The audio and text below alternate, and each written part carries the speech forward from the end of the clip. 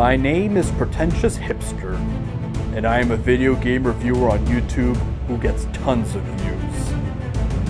Now, I'm using my knowledge to find obscure Wii games, helping them gain attention with this competitive console.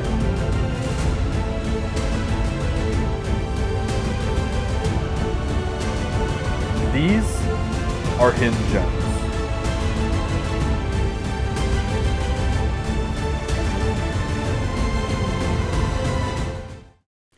The Wii Shovelware Edition. Ah yes, the great outdoors. All of these photos of wildlife, staying away from my place. Hell, I'm not even in my own house right now. And thankfully I'm away from all those video games.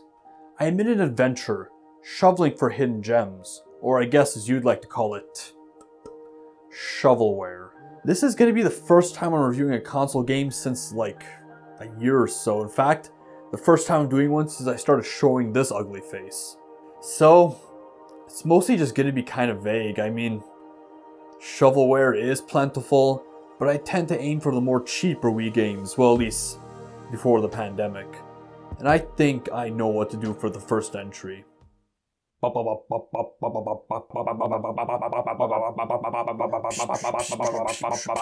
Mushroom Men. That's right. Our first entry is Mushroom Men, the Spore Wars. Yes. Collectathons. The people around my age adore the genre, especially as its golden age would be around like the late 90s to early 2000s, during the birth of 3D gaming. Basically, it's a type of game where you have to collect a certain amount of items to progress, such as having enough golden bananas in Donkey Kong 64 to be able to make it through a gate. Here we go. A video company called Rare were the ones that shined at it the most. They did stuff like the Banjo games and DK64 as mentioned before. There are a few more that I would say would fit the genre, such as the Spyro games, and maybe some of the Mario ones like Super Mario 64 and Mario Sunshine. There's also Ty the Tasmanian Tiger, Jak and Daxter, and Psychonauts. Many of them are considered classics. Eventually it led to its demise. I think Donkey Kong 64 honestly was one of the big reasons why that happened. I mean, repeating a level like 5 times, that was just absurd. And like, we started getting all these open world games that were at least, well, more accessible than like the C64 RPGs. So, I guess people just wanted that instead of the usual collectathons. However, I can still appreciate its concept. For example, the 360 title Banjo-Kazooie Nuts and Bolts was just amazing. Well, my interest of the game Mushroom Men just peaked. I mean, this does show one of the reasons why I hate websites like Metacritic. It has a 72 on there, which is actually quite good of a score, but it's listed as mixed or average reviews, and it's going to throw people off because it doesn't have a 90 out of 100. Plus, I got this game for only a few dollars at the time. It looks like the price is getting worse when COVID started kicking in. I wasn't sure what to think about the company for it. It was developed by Red Fly Studios, who were purchased by Gaming Corps AB and renamed this to Gaming Corps Austin. They were pretty much new to games and making this entry, with the only thing they did before was creating additional art for Lord of the Rings: The Battle for Middle-earth 2, The Rise of the Witch King. Afterwards, it looked like they focused more on Wii ports of various games and mobile games afterwards. Like, I'm not trying to act like a pretentious hipster or anything, well, I kind of am, but not as snobbish, and well, I still just really want to try this entry out.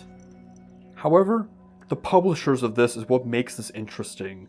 The company was called Gamecock Media Group, and they wanted to do a hands-off approach, giving creative freedom and allowing the developers to keep their own intellectual property. They didn't do much, and were alive for less than 2 years. In fact, this might be their most well-received game. So, what makes this interesting? Let's look at the 2007 Video Game Awards.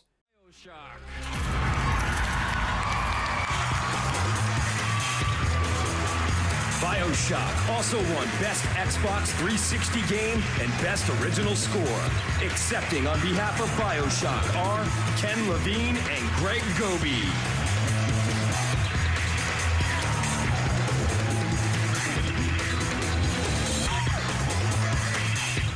Gamecock is for the children, and Gamecock will rise someday, and here we are. But up to you guys. It's all you. Come on.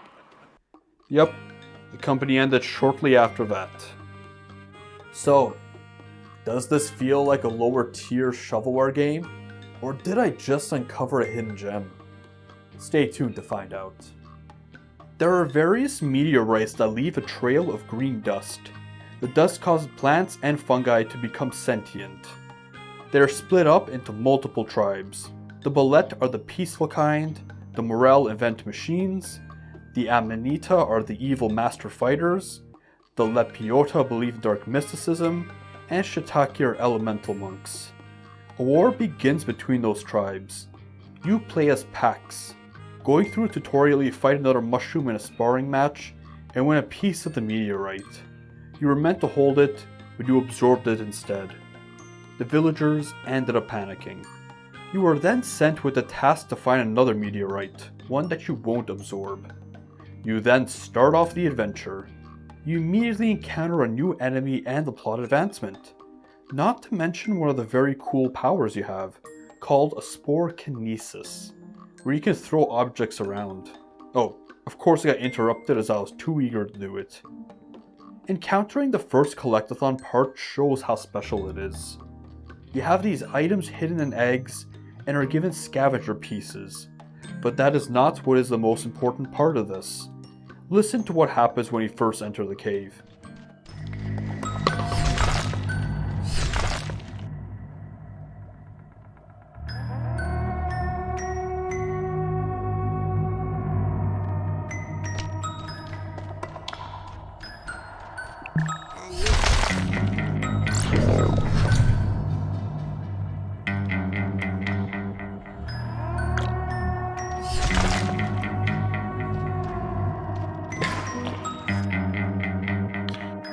I immediately realized something special with this. The score is just so incredibly atmospheric. It has a slight kick of a childlike demeanor to the music. It's like the perfect summary of what this game is too. Dark, yet a bit childlike. And then...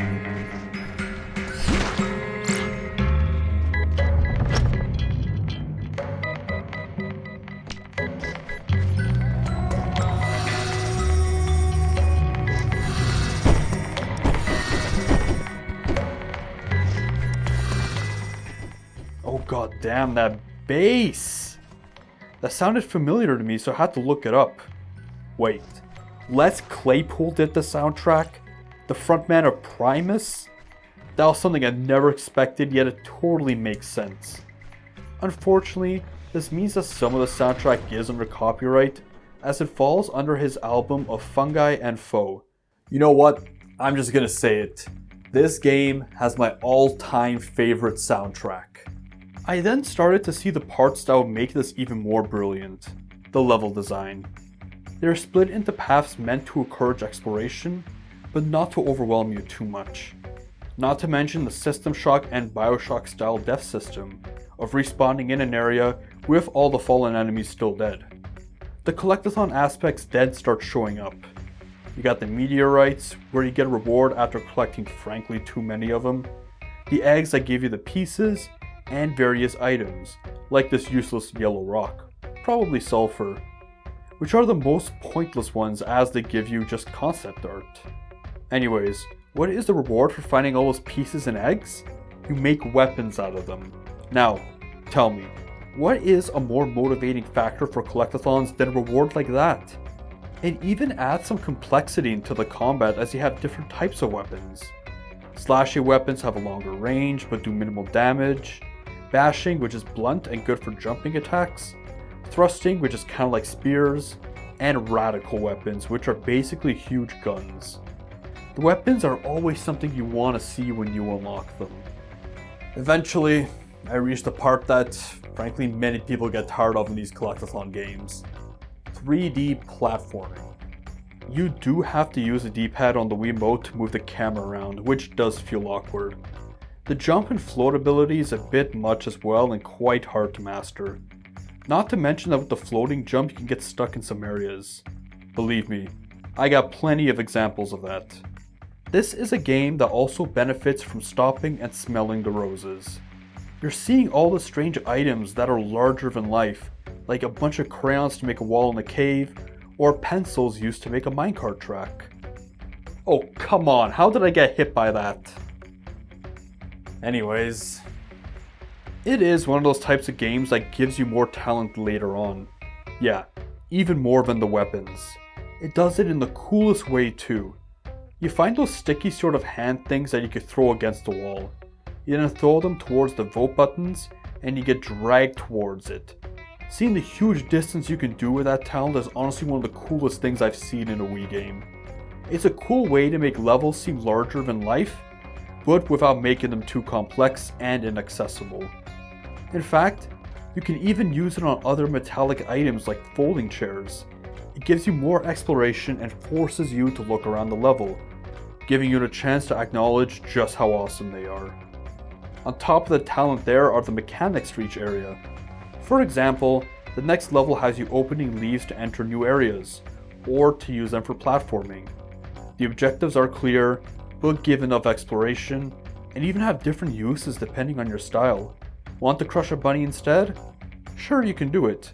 Just keep in mind you might miss it, and in that case, you gotta resort to doing combat. This does lead to a flaw with the game. You know how Wii games are. The most praised ones have minimal use of the Wiimote, and the argument I've seen for Wii games is that they're good despite the motion controls. With this, you swing the Wiimote to attack. Believe me, your wrist is gonna hurt from that. And of course, if you complain about wrist pain, you're always gonna hear that joke. To add even more variety, there are at times mini games on how to get through the areas. Like this egg one that's kind of like Donkey Kong. Think it gets cool then? What about minions that assist you? I got rid of the ice in this one area, and someone named Brian decided to help me out with combat. Also, don't forget about the cactus. So, what's the missing ingredient with games like this? Boss battles. They each incorporate a new mechanic you have used in the past, but they make the gameplay vastly different from the main game. Fortunately, the methods you gotta apply are easy enough to do, but it is a Wii game and kind of for younger audiences. There are your portion of mini-boss battles as well, such as fighting a bunch of shiitake samurai. An amusing boss battle though was this turtle where I must have glitched it out somehow. Basically, the areas get closer and closer to human life. You've got the other tribes coming in, which shows a great variety in character models and how they stand out. And that song. Seriously the perfect combat music. To keep the variety going, in this level for example you have puzzles of connecting lights together to trigger multiple television sets. Or changing numbers and dominoes around so you can match the numbers. You then enter garages, other homes, and even a trailer at one point. More evidence of a vast level include a hot air balloon using an inflatable toy, and you have to trigger landing spots, giving you the chance to go higher and higher. Boss battles once again change perspectives. For example, a fight with an opossum in a side view. The ending is kind of where it gets weird, but of course it does spoil the game, so if you want to leave this as a surprise, just finish the video right now. It has a lot of the best aspects placed together on it, moving levels around by changing water levels or power tools so you'll be able to climb them. And the owner of the trailer has this. What the hell? Anyways, the flaw of the Wiimote is really apparent during this portion though, because my wrist was just dead when I finished this level. Honestly, this actually might be one of, if not my favorite Wii game. It just did everything so well and improved upon the flaws of the usual Collectathon games. It didn't really overstay its welcome as well. It took me like maybe 5.5 hours, 6 hours to beat this. The box did say that one critic wanted this to be the start of a franchise. With the company's demise, I guess that wasn't going to happen, especially when there was a DS game and a PC game that weren't as well received at all. So unfortunately it is quite sad.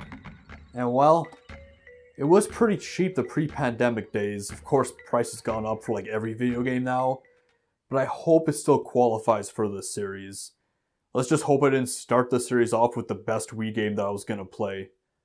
Thanks for watching.